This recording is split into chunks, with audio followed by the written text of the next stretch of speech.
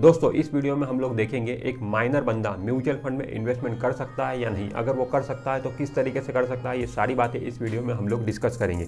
तो ये वीडियो आप स्टार्टिंग से लेके एंड तक पूरा देखिएगा। चलिए फिर से वीडियो शुरू करते हैं। दोस्तों इसका जवाब तो सिंपल है, yes, a minor can invest in mutual fund. बिल्कुल माइनर बंदा म्यूचुअल फंड में इन्वेस्टमेंट कर सकता है, बट जिस तरीके से एक नॉर्मल बंदा म्यूचुअल फंड में इन्वेस्टमेंट करता है, नॉर्मल बंदा मतलब वो वाला बंदा जो 18+ का है, वो जिस तरीके से इन्वेस्ट करता है उस तरीके से माइनर बंदा इन्वेस्टमेंट नहीं कर सकता है म्यूचुअल फंड में। म्यूचुअल फंड में जो इन्वेस्टमेंट करेगा माइनर बंदा, उसके लिए रूल थोड़े अलग हैं। रूल ऐसे हैं कि माइनर बंदे के नाम पे इन्वेस्टमेंट तो हो जाएगा, बट वो गार्जियन के थ्रू इन्वेस्टमेंट होगा। गार्जियन नॉर्मली उसके फादर हो सकते हैं, उसकी मदर हो सकती है, इन्हें हम नेचुरल गार्जियन बोलते हैं, या और कोई अलग भी हो सकता है गार्जियन जिसे कोर्ट अपॉइंट करता है। तो कोर्ट के द्वारा अपॉइंटेड जो पर्सन रहेगा उसे भी गार्जियन हम बोल सकते हैं। तो म्यूचुअल फंड में जो इन्वेस्टमेंट करेगा माइनर बंदा, वो गार्जियन के थ्रू इन्वेस्टमेंट करेगा। मतलब नाम तो गार्जियन का रहेगा बट पूरा काम नाम तो उस माइनर बंदे का रहेगा बट पूरा काम गार्जियन का करेगा। सारे इन्वेस्टमेंट डिसीजन गार्जियन लेगा। देखिए दोस्तों, माइनर बंदे के पास में लीगल कैपेसिटी नहीं होती है पैसा इन्वेस्ट करने की, चाहे वो म्यूचुअल फंड में इन्वेस्टमेंट करने की बात हो या फिर स्टॉक मार्केट में इन्वेस्टमेंट करने की बात हो।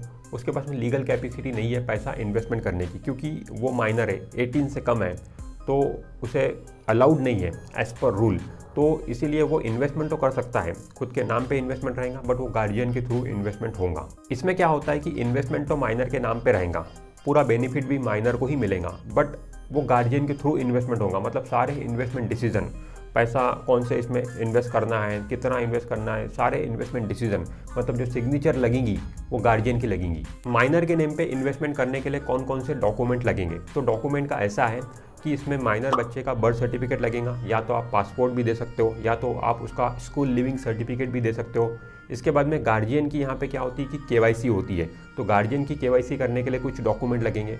गार्जियन का पैन कार्ड लगेगा, आधार कार्ड लगेगा, गार्जियन की फ़ोटो लगेंगी, और जो फॉर्म रहेगा इन्वेस्टमेंट करने का फॉर्म, उस पर गार्जियन के सिग्नेचर भी लगेंगे। तो इस तरीके का डॉक्यूमेंटेशन रहेगा। यहाँ पर इन्वेस्टमेंट के लिए जो पैसा जाएगा वो माइनर के बैंक अकाउंट से ही जाना चाहिए। तो इसमें आप क्या कर सकते हो कि पहले से ही आपको माइनर का बैंक अकाउंट ओपन करके रखना पड़ेगा म्यूचुअल फंड में इन्वेस्टमेंट करने के पहले ही। फिर as a guardian, as a parents, आप माइनर बच्चे के बैंक अकाउंट में पैसा डिपॉजिट कर सकते हो, और बट जो इन्वेस्टमेंट का पैसा कटेगा वो माइनर के बैंक अकाउंट से ही कटना चाहिए। तो यहाँ पे माइनर के नेम पे बैंक अकाउंट चाहिए। फिर जब वो माइनर बंदा 18+ का हो जाएगा, मतलब वो मेजर हो जाएगा, तब वहाँ से गार्जियन का कंट्रोल पूरी तरीके से हट जाएगा। जो पेरेंट्स थे, उसके गार्जियन थे, वहाँ से उनका कंट्रोल पूरी तरीके से हट जाएगा। फिर वो जो इन्वेस्टमेंट रहेगा पूरा का पूरा उस बच्चे का रहेगा जो पहले माइनर था, अब वो 18+ का हो गया। फिर आगे के जितने भी इन्वेस्टमेंट डिसीजन रहेंगे वो बच्चा खुद लेगा। पैसा रिडीम करना है या फिर और इन्वेस्ट करना है, ये सारे डिसीजन उस बच्चे के खुद के रहेंगे जब वो 18+ का हो जाएगा। जब माइनर बंदा 18+ का हो जाएगा तो आपको फिर से डॉक्यूमेंटेशन करना पड़ेगा, क्योंकि अब वो मेजर हो गया। पहले वो माइनर था, अब वो मेजर हो गया, तो आपको उसकी केवाईसी करना पड़ेगा। अब उसकी केवाईसी करने के लिए कुछ डॉक्यूमेंट लगेंगे, जैसे कि पैन कार्ड। अब यहाँ पर पैन कार्ड बदल जाएगा, क्योंकि माइनर जब बच्चा रहता है तो उसका पैन कार्ड अलग रहता है, ठीक है, और जब वो 18+ का हो जाता है तो एक दूसरा पैन कार्ड उसका बनता है। तो जो नया पैन कार्ड रहेगा वो वाला वहाँ पर आपको सबमिट करना पड़ेगा। फिर उसके बाद में उसका आधार कार्ड, फिर जो बैंक अकाउंट है वो भी बदल जाता है, तो बैंक अकाउंट भी जो नया रहेगा वो आप आपको देना पड़ेगा। फिर उसके बाद में उसकी फॉर्म पे साइन लगेंगी उस बंदे की, जो पहले माइनर था अब वो मेजर हो गया तो उसकी साइन लगेंगी। और जो गार्जियन के सारे डॉक्यूमेंटेशन थे वो वहाँ से हट जाएंगे, गार्जियन का पूरा कंट्रोल वहाँ से हट जाएगा। अब पूरा कंट्रोल उस बंदे का रहेगा जो 18+ का हो चुका है। माइनर के नेम पे आप कितना भी इन्वेस्टमेंट कर सकते हो। There is no investment limit for investment in the name of minor. Minor का ऐसा कोई लिमिट नहीं है कि इतना ही आप इन्वेस्टमेंट कर सकते हो माइनर के नेम पे, बिल्कुल अनलिमिटेड, कि कोई लिमिट नहीं है, कितना भी आप इन्वेस्टमेंट कर सकते हो माइनर के नेम पे। म्यूचुअल फंड में जब आप इन्वेस्ट कर रहे हो माइनर के नेम पे, तो आप वहाँ पे लमसम के थ्रू भी इन्वेस्ट कर सकते हो और SIP के थ्रू भी इन्वेस्ट कर सकते हो। दोनों ही मेथड से आप इन्वेस्टमेंट कर सकते हो। बट जब आप SIP के थ्रू इन्वेस्टमेंट करोगे तो उसमें क्या होगा, जैसे कि आपकी मान लो SIP हर महीने जा रही है, माइनर के बैंक अकाउंट से पैसा कट रहा है, हर महीने SIP जा रही है, तो माइनर बच्चा जैसे ही 18+ का हो जाएगा उसकी SIP वहाँ पे स्टॉप हो जाएंगी, ऑटोमेटिक स्टॉप हो जाएंगी। भले ही आपने परपेचुअल SIP करके रखी हो तब भी वो स्टॉप हो जाएंगी। फिर आपको डॉक्यूमेंटेशन करना पड़ेगा, फिर KYC करनी पड़ेगी माइनर बंदे की। ये सारी चीज़ें करने के बाद वापस से आप रिज्यूम कर सकते हो उस SIP को। माइनर के म्यूचुअल फंड अकाउंट में जॉइंट होल्डर नहीं हो सकते हैं। जो माइनर का म्यूचुअल फंड का अकाउंट रहेगा उसमें सिंगल होल्डर वो खुद रहेगा, गार्जियन उसके अटैच रहते हैं उसके साथ में, बट जॉइंट होल्डर नहीं हो सकते।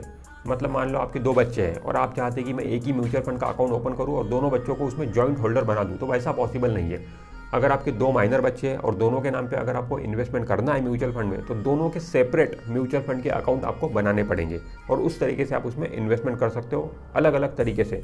मतलब जो बैंक अकाउंट भी रहेंगे दोनों बच्चों के, अलग अलग बैंक अकाउंट रहेंगे, उनके ही बैंक अकाउंट से पैसा कट के उनके म्यूचुअल फंड के अकाउंट में इन्वेस्ट होगा। तो इस तरीके से अलग अलग सेपरेटली आपको दोनों बच्चों के अकाउंट को मेंटेन करना पड़ेगा। माइनर के नेम पे जो भी इन्वेस्टमेंट होगा और उस इन्वेस्टमेंट पे जो इनकम होती है, इनकम कब होंगी? इनकम तब होंगी जब पैसा रिडीम किया जाता है म्यूचुअल फंड से, जब पैसा जब बाहर निकाला जाएगा तब इनकम काउंट होती है। तो वो जो इनकम होगी उस इनकम पर टैक्स की देनदारी भी पेरेंट्स की आएंगी, मतलब गार्जियन की आएंगी, क्योंकि बच्चा अभी 18 से कम है। 18 से कम है तो गार्जियन को ही टैक्स देना पड़ेगा, क्योंकि वो जो इनकम होती है वो गार्जियन की इनकम मानी जाती है और उस पर टैक्स भी गार्जियन को ही देना पड़ता है। बट बच्चा 18 प्लस का हो गया, 18 प्लस का होने के बाद में वो सारा इन्वेस्टमेंट उस बच्चे का ही है। तो फिर जब टैक्स की देनदारी आएंगी 18 प्लस के बाद, अगर वो बच्चा पैसा रिडीम करता है, टैक्स की देनदारी उसकी खुद की आएंगी, फिर उसको खुद को टैक्स देना पड़ेगा। तो बच्चा जब तक 18 का नहीं होता आप पैसा वहाँ से निकालो मत, ताकि आपको कोई टैक्स ना लगे। और वैसे भी हम माइनर के नेम पे इन्वेस्टमेंट कर रहे हैं तो लॉन्ग टर्म के लिए कर रहे हैं, तो पैसा निकालने का सवाल वैसे भी नहीं आता है। तो दोस्तों इस वीडियो में हमने समझा कि एक माइनर बंदा म्यूचुअल फंड में पैसा इन्वेस्ट कर सकता है, तो यस कर सकता है, बट उसके रूल थोड़े अलग है। तो दोस्तों इस वीडियो में इतना ही। अगर ये वीडियो आपको अच्छा लगा तो वीडियो को लाइक करिए, चैनल को सब्सक्राइब करिए। मैं मिलता हूं आपसे नेक्स्ट वीडियो में। This is Imran Sheikh signing of.